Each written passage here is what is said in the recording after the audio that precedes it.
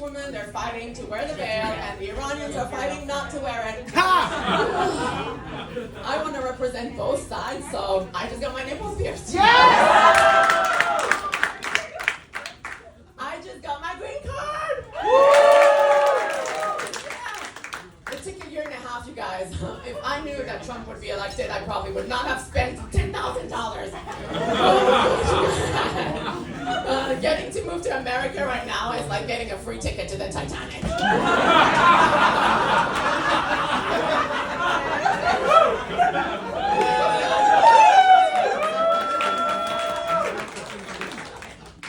I am 100% lazy though, you guys, because I grew up in Paris, yeah. So I like to work in a supermarket, the Marks and Spencer's, because they accept that we practice any religion.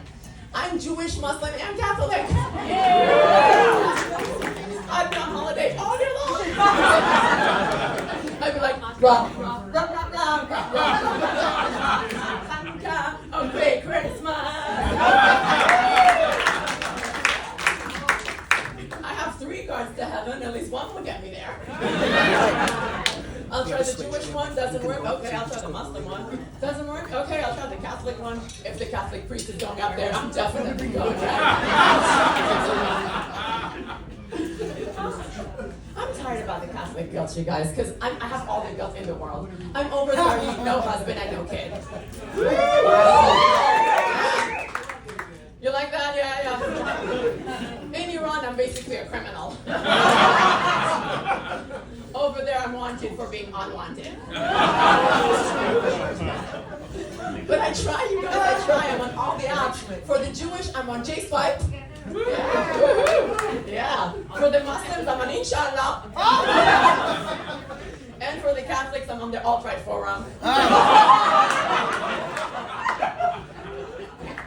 I'm everywhere. Oh my gosh. But on all these apps, they have one thing in common. They all talk to me about cryptocurrency. I've had it. I tell you. The next guy who talks to me about crypto, I'm going to cement his semen. Oh my gosh. This guy was like, oh, don't worry. I've invested in crypto. I'll be rich later. I was like, oh, don't worry. I've invested in filters. I'll be hot later. I don't have 20 years for the crypto to manifest. I'll be equipped. Oh, man. I did meet a really cool guy though, because he's colorblind, so he couldn't see my red flags. He probably thinks they're white flags that I'm surrendering. Which guy's like, yeah. With him, it was literally 50 Shades of Grey. Literally, not in bed. He was a coder, so I was like, oh, well, let's see if he can decode this system. Yeah. Front end, back end, full stack. He didn't decode the system. He didn't crack it. 20th guy I'm dumping in a year, I'm tired. No, but this guy was crazy. He had no facial expression. I think I got sent the robot from Tesla here, you know, it was like ChatGPT minus 12. I would ask questions, he would answer with sounds like, what is that? Go back to the factory, you know.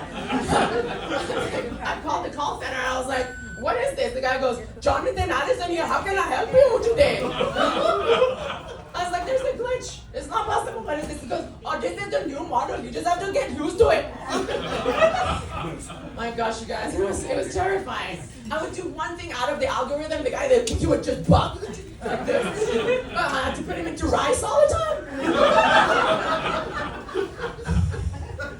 Crazy business, I'm telling you. One day he wakes up, he goes, oh, we have to do an upgrade. I said, did you think I was an iPhone or what?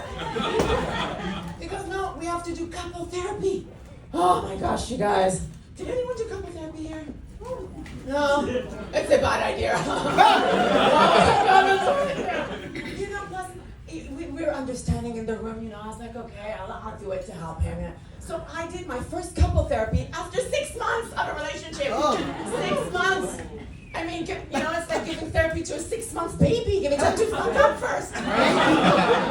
What is this?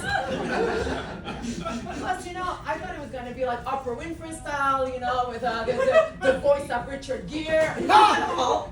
You know, it was through Zoom with Karen and her red glasses who just did a burnout, you know.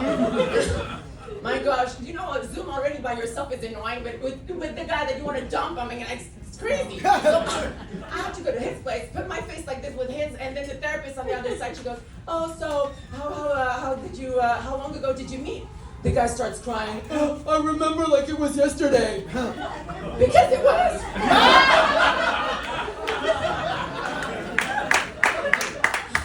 This guy was nuts. I'm telling you. And he goes, yeah, I wanted to do a therapy to get better. I was like, get better for who? The next bitch? What am I? Pimp my ride? Exhibit. The guy comes like, you know, soda, 20th hand, spare parts, and then he dates me and he comes up Ferrari first hand. So the girl after me, she just gets the key of the tuned car. No, that's unfair. That's unfair. I'm telling you. This wasn't the first guy I revamped. I'm telling you, it was the 20th. I was like, at some point, I'm gonna have to start charging you guys. I'm gonna open a garage, okay? I'm gonna call it From Asshole to Gentleman. You like that name? I love it, you guys. No, it's crazy. So still single, it was crazy. And I was talking to myself, okay, a few months ago, I just broken up with this guy, and my friend goes, yeah, you should do a half marathon. So I took the challenge and I started training to do a half marathon. Did anyone do that here? Oh. No? That's why you're here and I'm here. I do all the crazy shit and I tell you about it after. I tell you not to do it. Oh my gosh. I was like, there were easier challenges to do, you know, like finish a packet of Kit Kat in front of Top Chef. Or like marry a cousin in Iran. That would have been easier. Oh my gosh. So I didn't want to train, and so I installed an app that would send guilt-tripping messages every day. Like, so, Anushka, did you go running today? No. So, how's your cellulite going? And then, okay, move your ass, fat ass. So eventually I went running, okay. And then I looked into where the marathon came from. Guys, so did you know where it comes from? Yeah, so it's this guy who ran from Marathon to Athens, 42 kilometers, to announce the loss of Iran. He announced the loss of Iran. He ran 42 kilometers, told his news, and died. He couldn't repeat the news. He was like the Snapchat ancestor. Gosh, and I thought to myself, so if Iran hadn't lost, he wouldn't have ran the 42 kilometers. There would be no marathon. Basically, Iran invented the marathon. Yeah, so I did this bloody half marathon. I had fixed myself a realistic time, 1 hour 45. I did it in 3 hours. I was dying, you guys. It was crazy. I had asked friends to like give me some energizing bottles every 5 kilometers to help me in the way. And the thing is, they didn't see me coming, so they left. And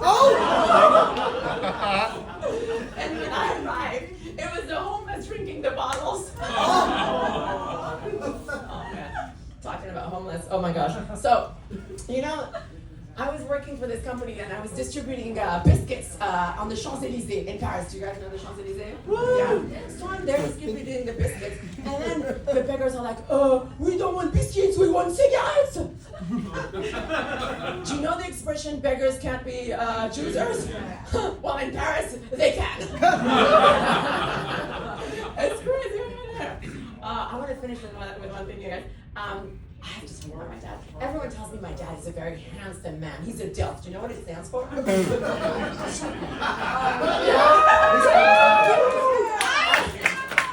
DILF in the room. That's cute. I have a MILF right here in the front row. My friend and her mom. There we go. Sexy time. She's out, you guys. She's out. So my dad's super hot, and it's fine.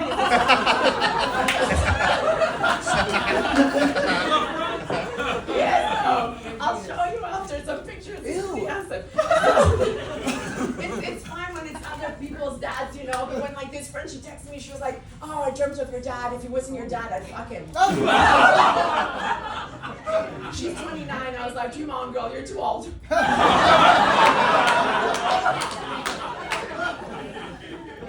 But it's generational, I swear. My grandmother, my Iranian grandmother, well, her second husband is 20 years younger than her. Cougar time! Cougar time, you guys. Yeah, Madonna inspired herself. Yeah. I'm telling you. So I'm thinking if I follow the family tradition, maybe my future husband is still in high school.